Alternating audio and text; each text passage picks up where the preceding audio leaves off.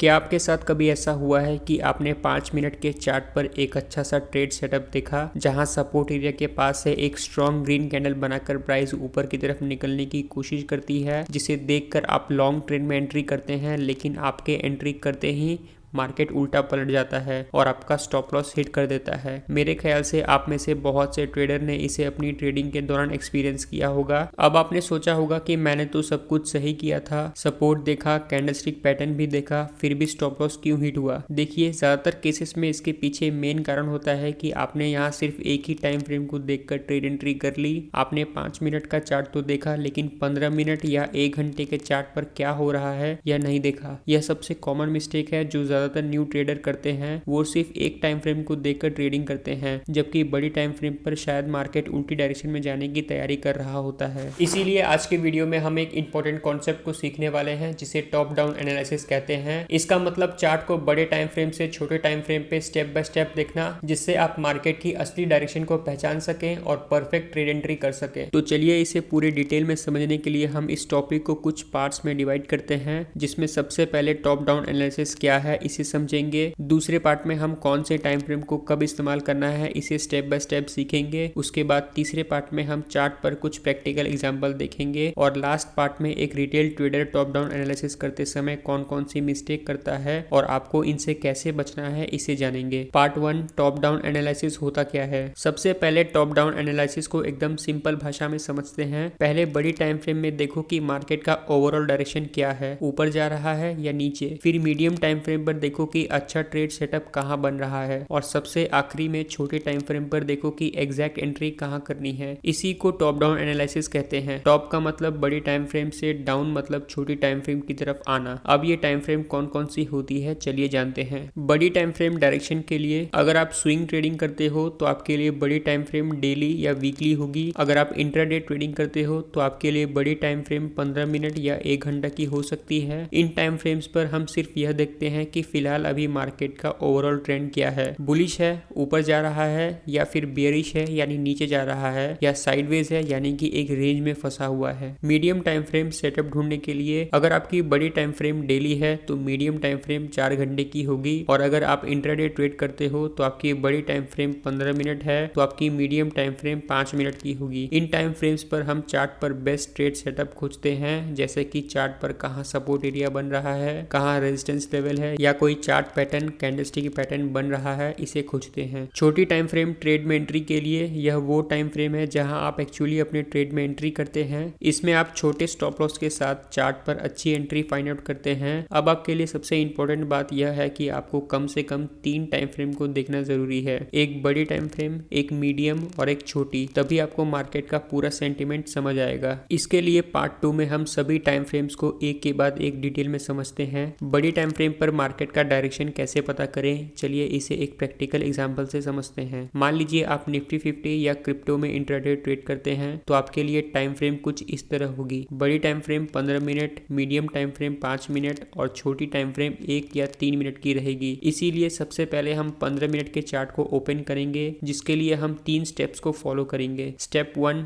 Trend को पहचानो। आपको यहाँ सबसे पहले यह देखना है कि मार्केट में चार्ट पर हायर हाइज और हायर लोज बन रहे हैं या फिर लोअर हाइज और लोअर लोज बन रहे हैं। अगर मार्केट चार्ट पर हायर हाइज और हायर लोज बना रहा है तो इसका मतलब मार्केट बुलिश है, यानी ऊपर जा रहा है।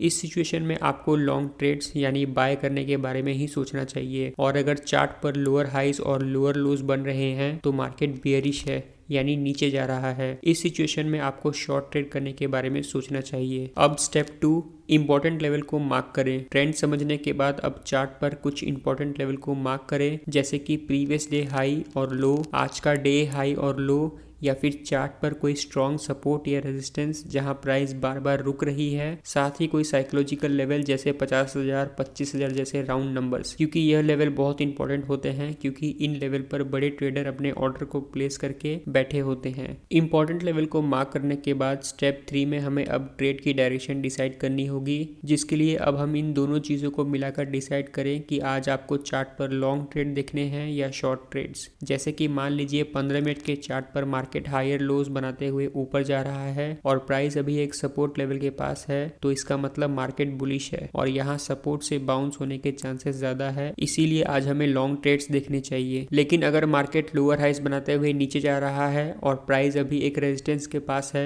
तो मार्केट बियरिश है और यहाँ रेजिस्टेंस लेवल से रिजेक्शन आने के चांसेस ज्यादा है, इसीलिए आज शॉर्ट ट्रेड्स देखने चाहिए। बस इतना सा काम करने से आप पहले ही जान जाओगे कि आज मार्केट किस डायरेक्शन में जाने वाला है और आप ट्रेंड के अगेंस्ट ट्रेड करने से बच जाओगे, जो सबसे बड़ी मिस्टेक होती है। अब मार्केट का डायरेक्शन किस तरह से जानना है यह समझने के बाद अब दूसरे पॉइंट में हम एक मीडियम टाइम फ्रेम का इस्तेमाल करके ट्रेड सेटअप कैसे खोजना है इसे जानते हैं। अब अगर हमें 15 मिनट के चार्ट पे पता चल गया कि मार्केट बुलिश है तो हम उसी के मुताबिक 5 मिनट के चार्ट पर बेस्ट ट्रेड सेटअप को खोजने का प्रयास करेंगे। इसका मतलब अगर 15 मिनट की टाइम फ्रेम पर मार्केट बुलिश है तो 5 मिनट पर भी हमें बुलिश सेटअप ढूंढना है, बेरिश सेटअप नहीं। यह बहुत इंपॉर्टेंट पॉइंट है जो बहुत से ट्रेडर मिस कर देते हैं। इस चार्ट को देखिए जहां 15 मिनट पर हमने देखा कि मार्केट बुलिश है और प्राइस एक फेयर वैल्यू गैप के पास है जो एक सपोर्ट जोन की तरह काम कर रहा है। अब इसी चार्ट को 5 मिनट पर आकर देखते हैं कि क्या हो रहा है। यहाँ अगर आप देखेंगे तो प्राइस नीचे आते हुए एक स्विंग लो बनाती है, फिर ऊपर जाती है और स्विंग हाई बनाती है, फिर वापस नीचे आती है लेकिन अपने पिछले स्विंग लो को ब्रेक नहीं करती और फिर से ऊपर जाकर स्विंग हाई को ब्रेक कर देती है। इसे स्मार्ट मनी कॉन्सेप्ट की भाषा में चेंज ऑफ कैरेक्टर कहते हैं। इसका मतलब यहाँ मार्केट ने अपना बिहेवियर चेंज किया है, पहले नीचे जा रहा था अब ऊपर जाने लगा है। यह बहुत स्ट्रॉन्ग सिग्नल होता है कि मार्केट की डायरेक्शन चेंज हो रही है। अब इस चेंज ऑफ कैरेक्टर के बाद जो फेयर वैल्यू गैप या ऑर्डर ब्लॉक चार्ट पर बनता है तो वहां हम अपनी ट्रेड एंट्री प्लान कर सकते हैं। अब यहाँ हमने 5 मिनट के टाइम फ्रेम पर क्या किया इसे एक बार देखते हैं। हमने देखा कि 15 मिनट टाइम फ्रेम की डायरेक्शन के साथ 5 मिनट की टाइम फ्रेम भी अलाइन हो रही है या नहीं। उसके बाद हमने यहाँ चेंज ऑफ कैरेक्टर यानी ट्रेंड चेंज का सिग्नल देखा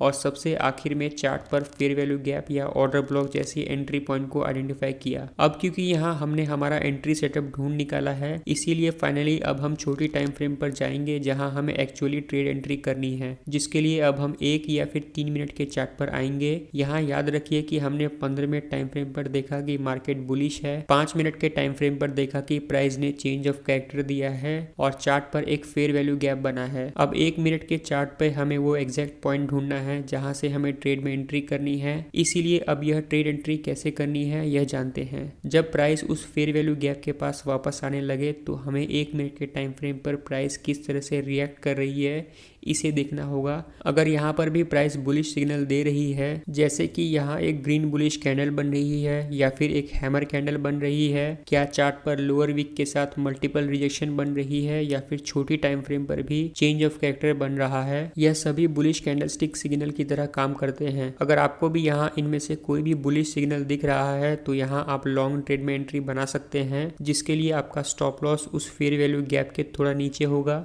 क्योंकि अगर प्राइस उस लेवल को ब्रेक कर देती है तो इसका मतलब हमारा एनालिसिस गलत था और अब हमें इस ट्रेड से बाहर निकलना चाहिए।